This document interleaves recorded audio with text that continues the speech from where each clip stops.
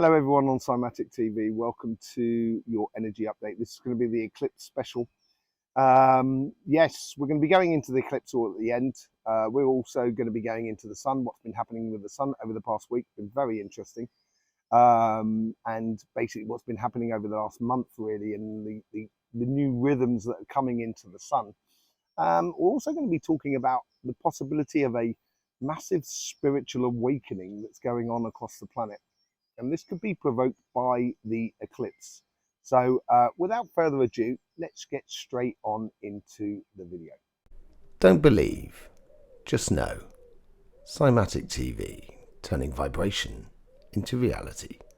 So what's been going on in the sun over the past sort of week, 2 weeks, 3 weeks? Let's go back a little bit further, but interesting energies. Now, you'll hear it first here. Everyone's saying like the solar maximum will come to an end, this solar cycle, which has highs and lows over a period of around about 10.56 years. I reckon that we're going to be ending solar maximum this autumn, the autumn of 2024. And I think it's going to drop out. I think it's going to be like a double peak. We've just been going through one peak of solar flares, which we will be looking at in a minute. And then we'll have another peak at the end of the Northern Hemisphere summer period, from August through to October. Might even go as far as November. But then after that, I got a funny feeling that's when the solar maximum comes to an end.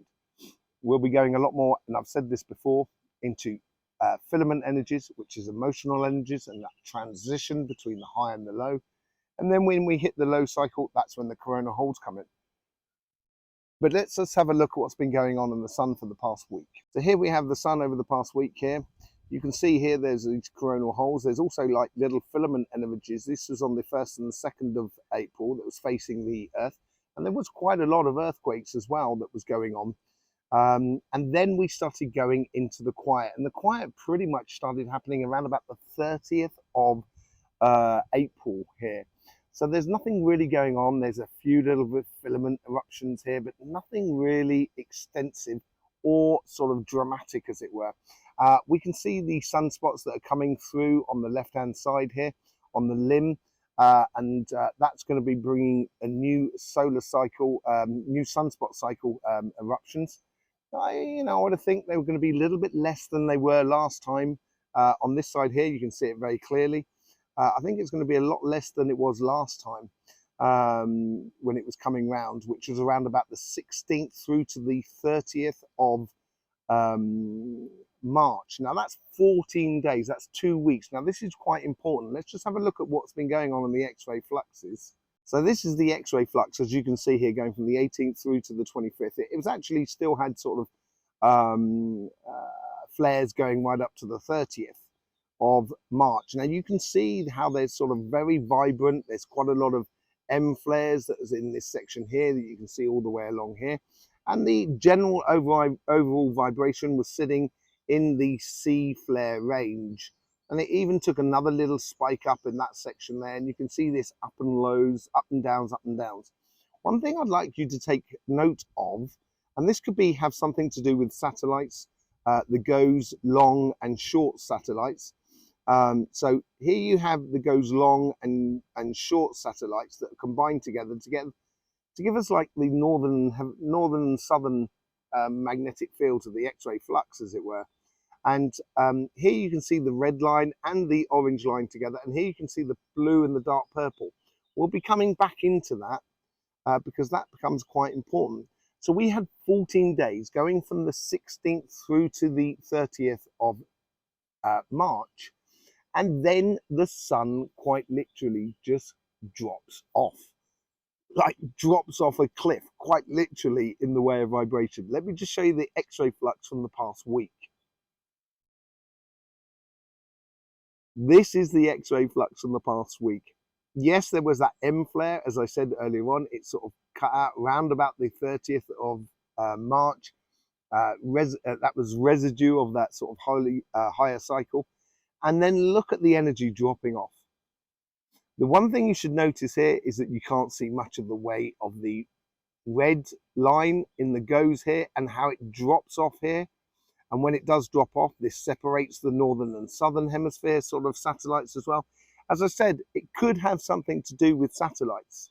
But I'm starting to notice these drop-offs do affect the energy that is around us, the energies in the auras that I see in people as I do healing, the energies in the ley lines that I douse on a regular basis. And no, now I don't think the solar flares will be coming back for another week. So that means up to around about the 14th. So now we've got a high season between the 16th and the 30th, and then we've got another low season between the 1st and the 14th of April.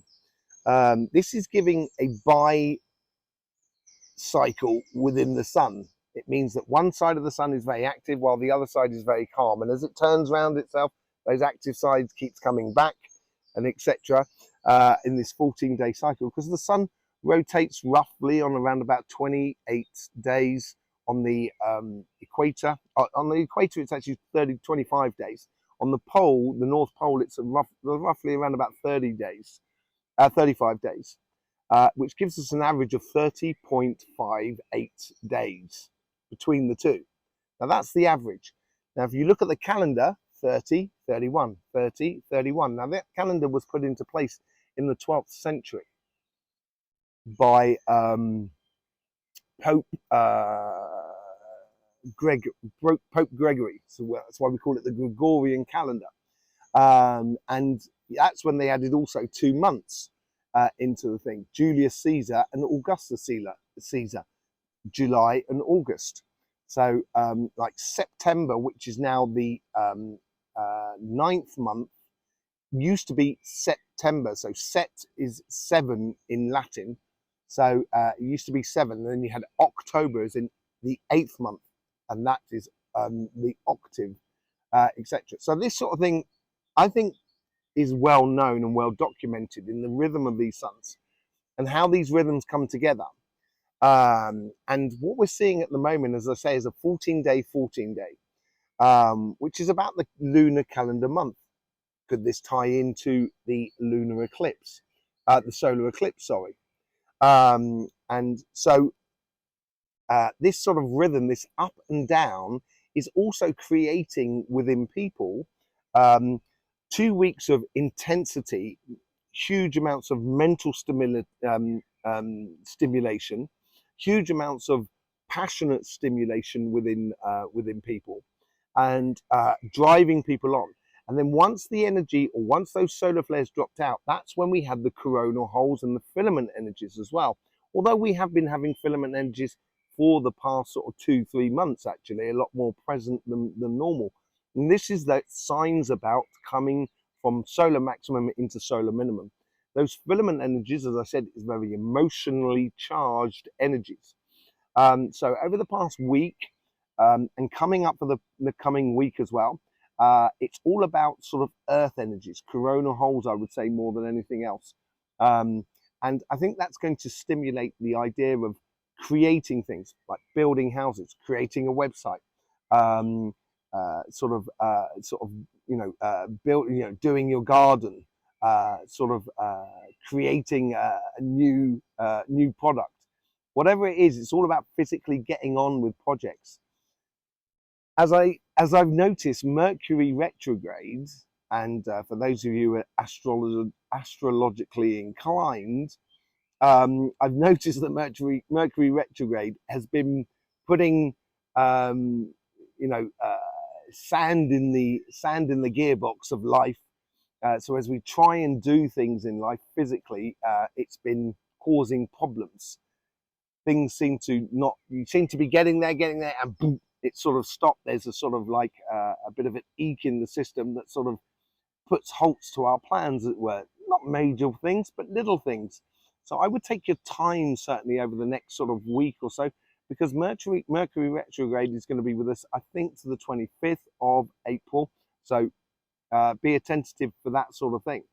Now, with those dropout things that I'm talking about, as well as when the GOES satellites, as I was saying earlier on, this emphasizes it even more and makes the energy just kind of go, and everyone kind of go, oh, just not feeling it today. That sort of thing. That's the sort of comments I've been getting, and that's what I've been sort of noticing about these satellites and about the information that's coming through on the X-ray. This is only the first bit of the study of it, so nothing is really concrete. It'd be very interesting to have your point of view, what's been happening over the past week, 2 weeks. It will help everybody to understand that beautiful energy that is around us, that energy that is in your aura, and etc., within your chakras and within you, which make up your spirit. And we will be looking into that in regards to the eclipse.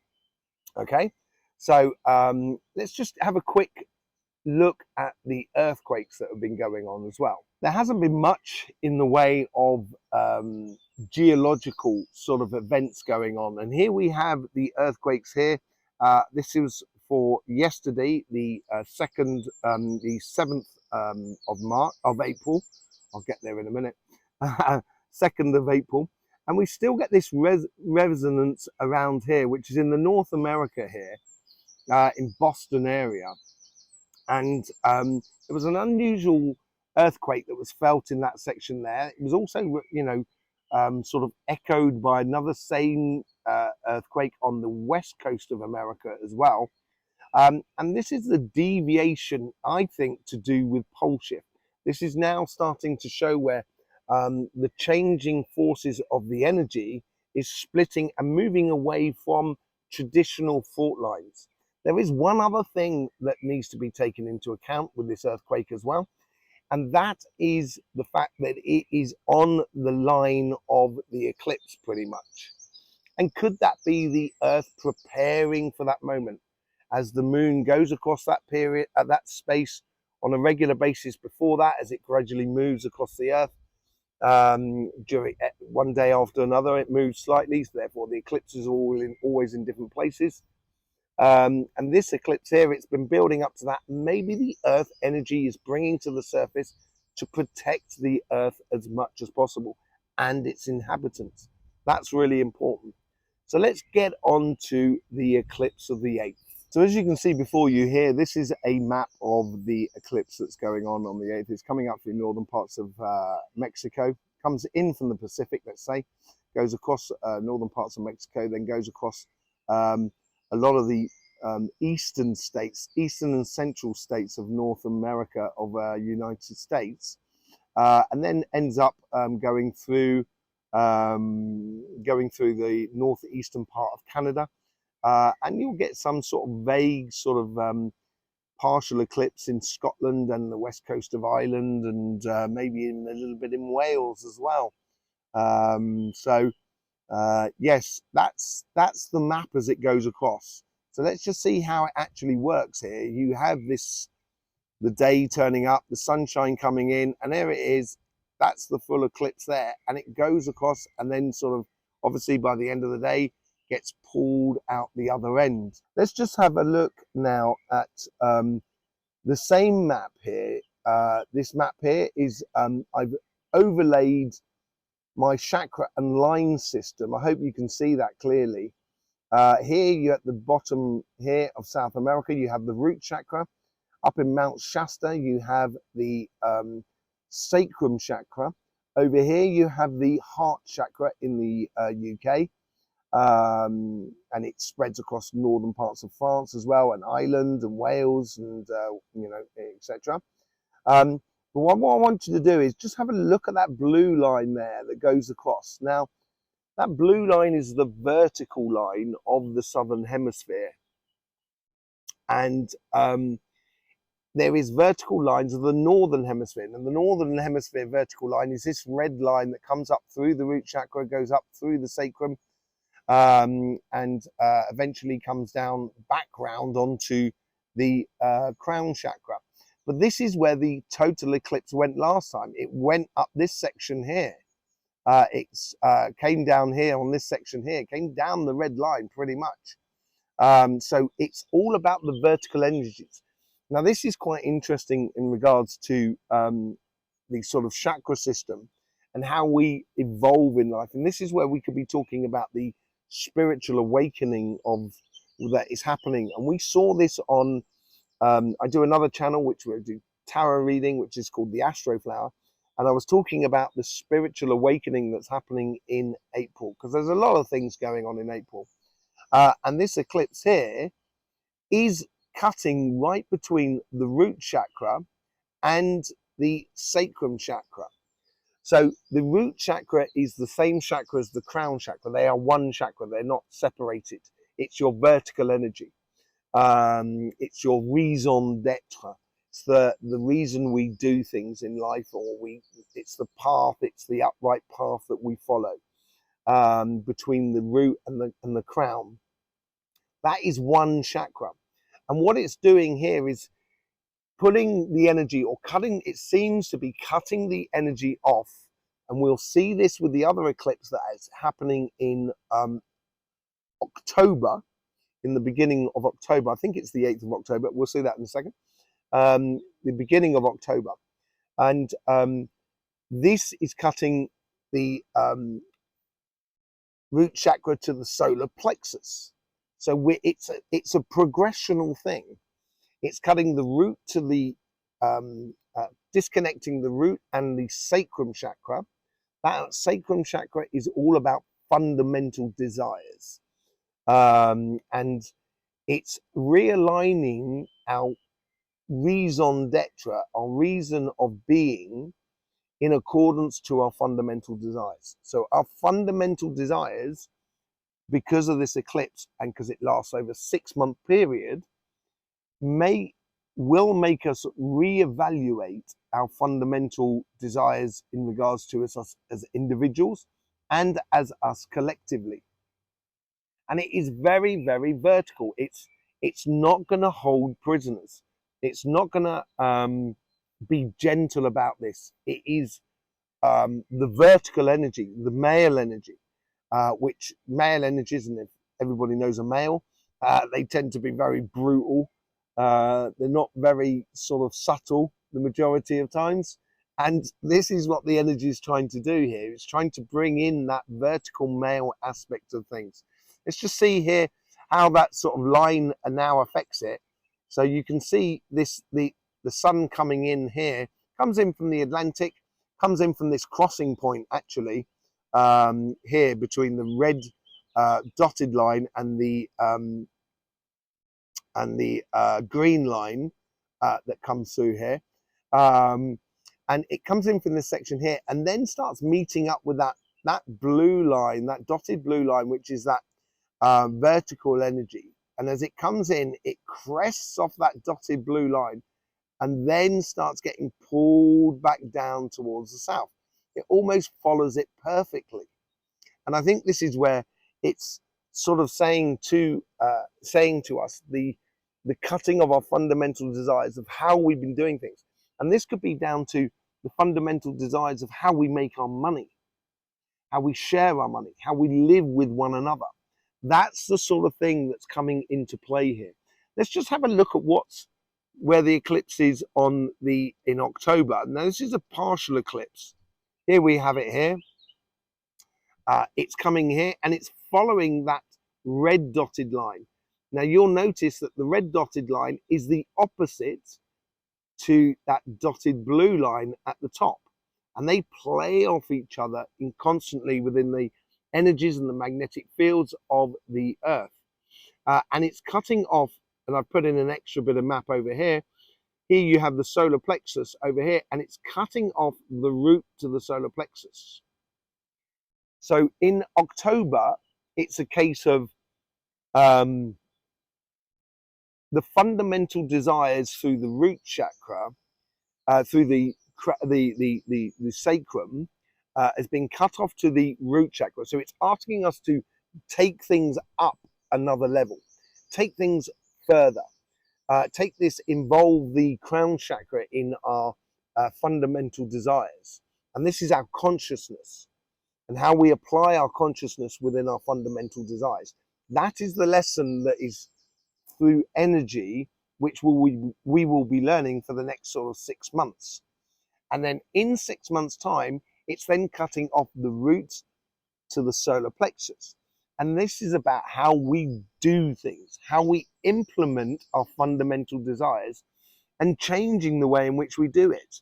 So basically, before this time here, it could be a case that if you had money, then therefore you control the game and you make money. We all know that money makes money sort of scenario. And this may be coming into a difference here where money may not necessarily be the driving factor in the economy. The most biggest driving factor in the economy could well be respect between people, between companies and the earth, between people and the earth, and etc. And the way in which we implement it, and this is going to need courage. So rather than it taking it back down towards the root chakra, and this is where it's cutting it off, it's taking us away from fight or flight and taking us through to, okay, let's diffuse the situation in order for us to be stronger. Now that's the overall energy on the eclipse on this whole year, for this coming year, because we have 2 eclipses every year, and they're gradually moving. Before they were in Scorpio, now they're going into Libra in the autumn period in the Northern Hemisphere. They were in Taurus, and now it's going into Aries. It moves gradually that sort of way through year after year. And this is about sort of, Aries is about calculation. It's about the bottom line.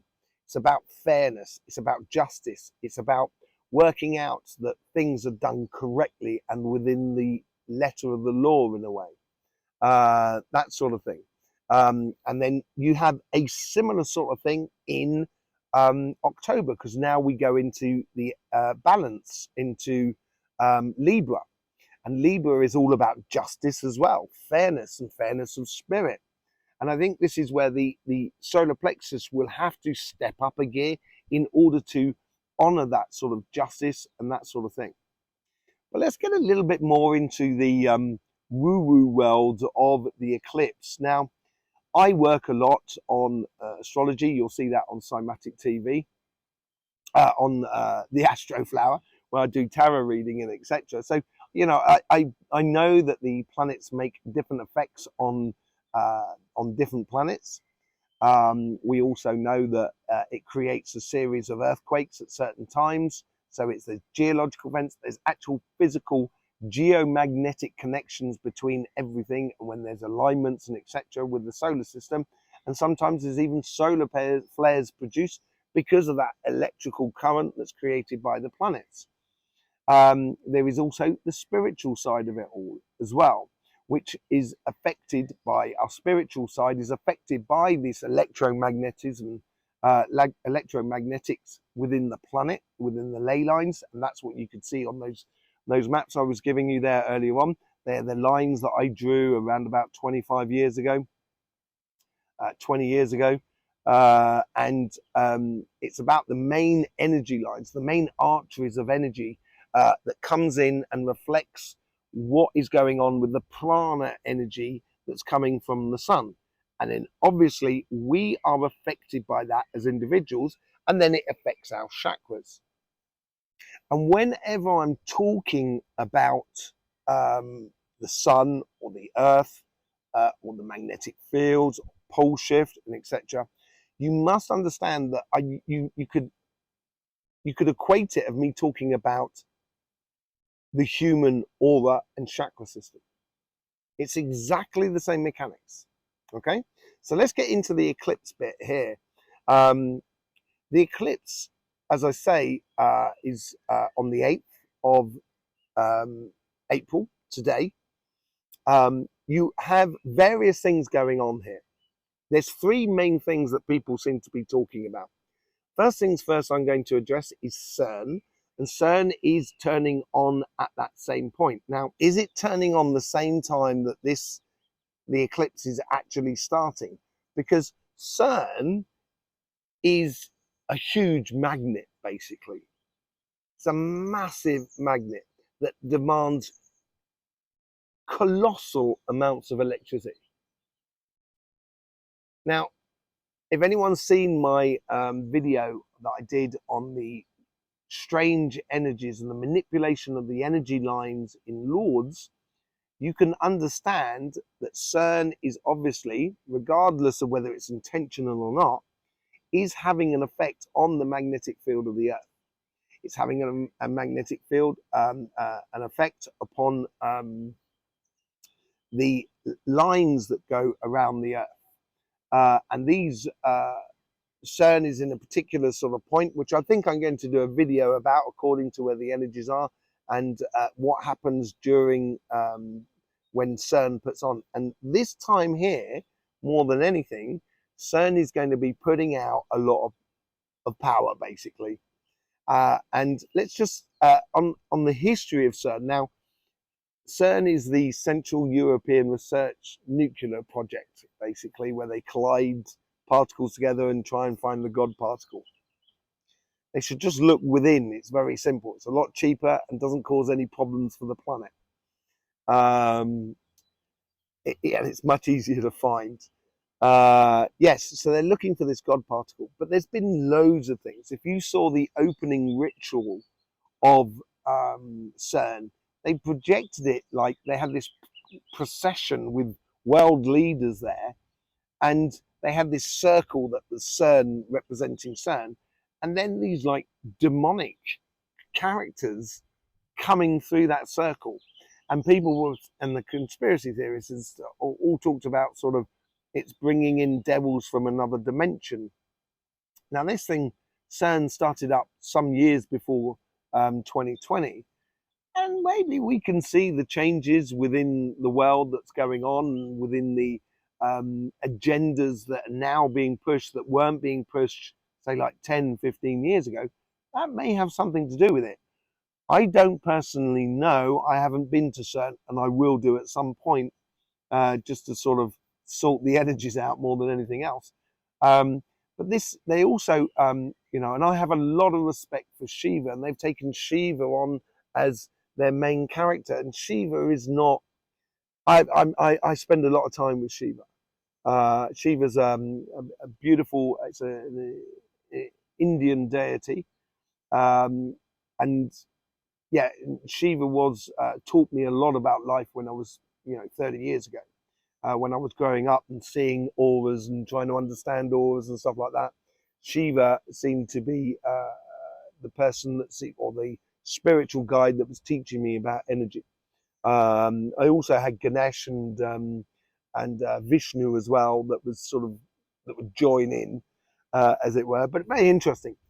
So CERN has taken Shiva as their sort of deity to sort of survey it, and then more recently than others, and I think this could well be to fuel more the conspiracy theorists than anything else, where the scientists were making mock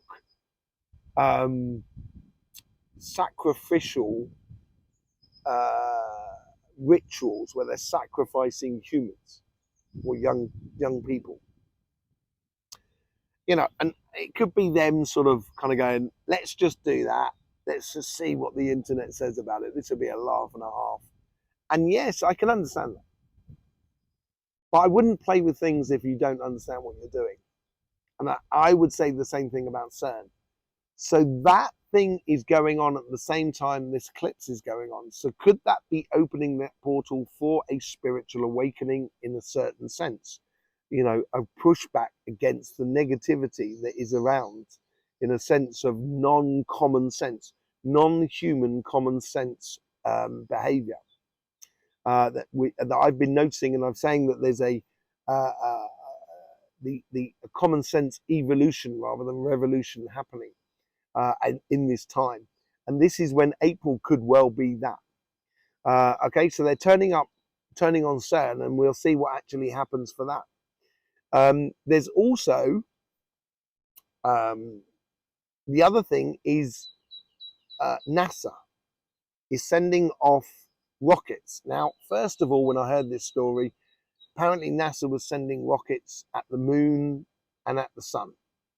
Yeah, and a lot of people, even within the spiritual world, are just fueling the fear mongering. It's so unbelievable.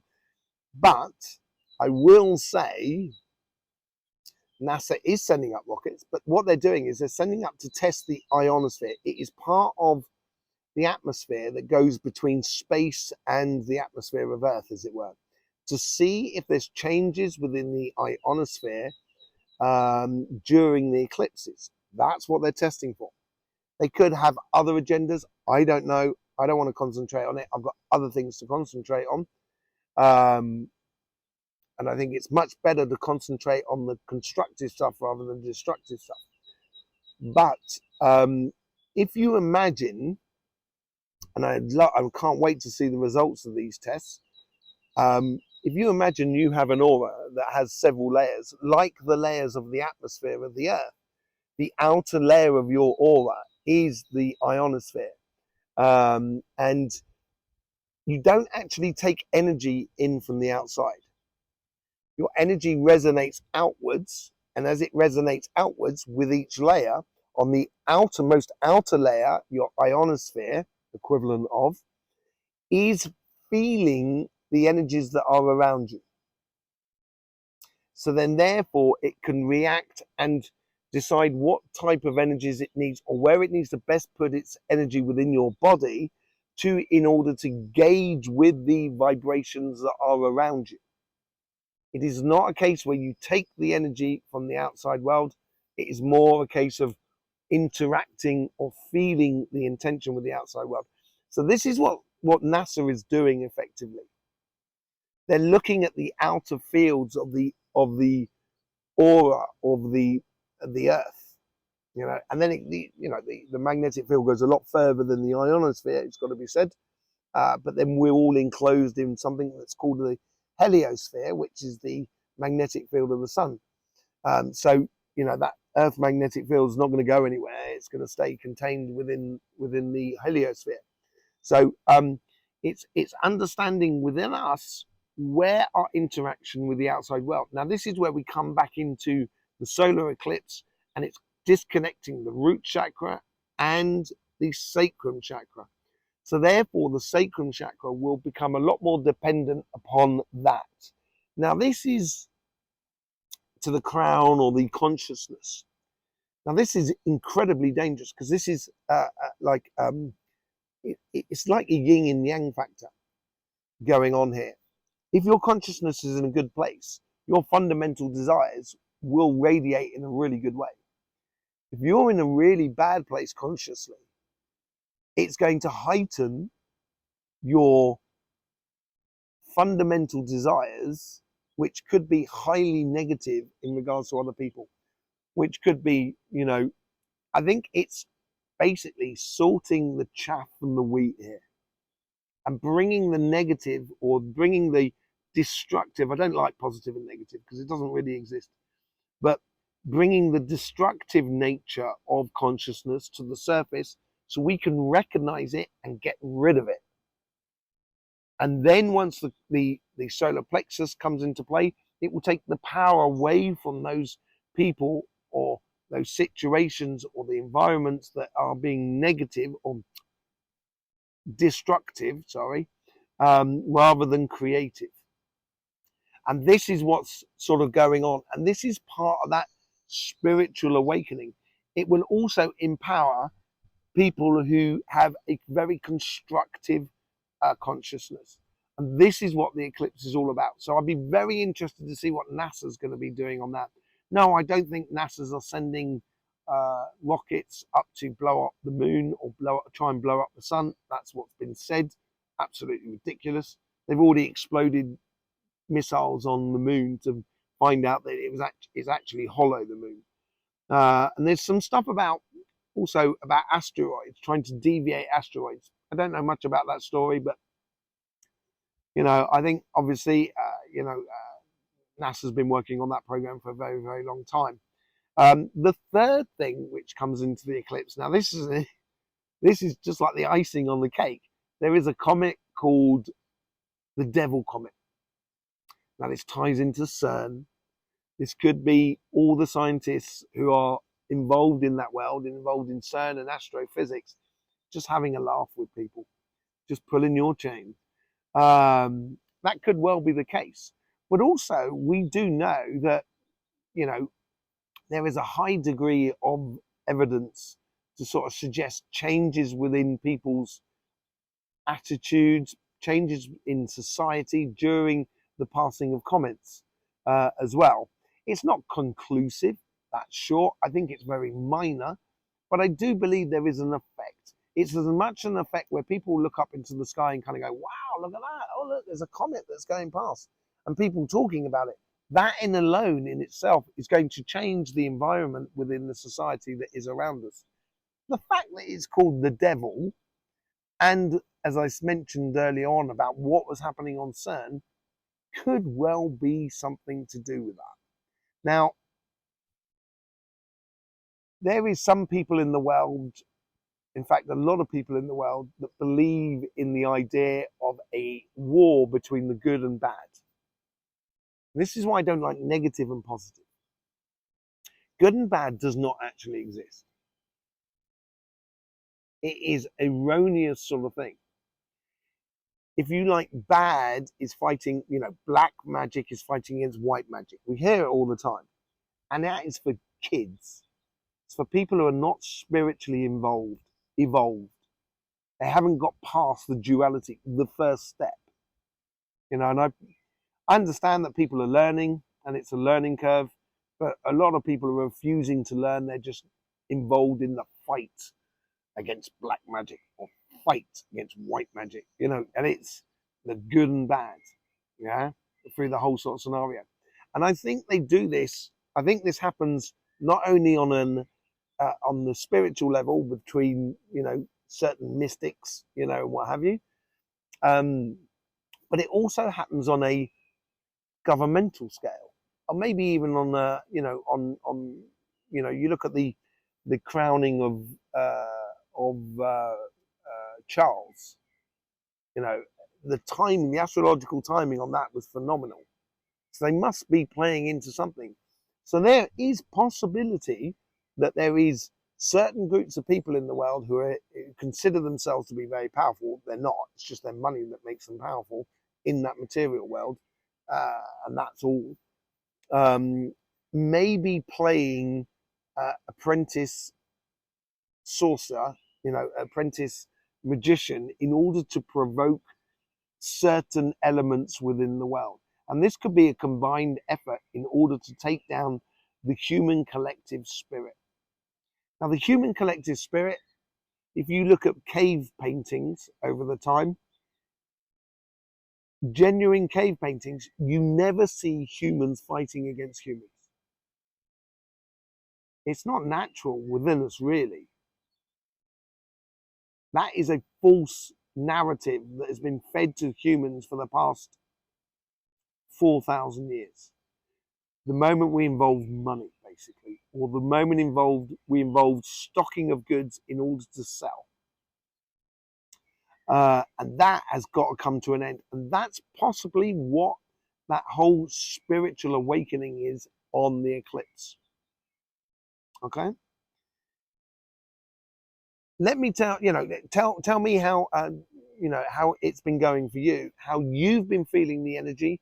I know Tanya, she has she has people around her that they're talking about sort of how the solar flares affect sleep and etc. She's doing a very interesting sort of collection of data with the people, just the people we know. And the best thing is, the more people that get involved in it, the clearer picture we will have.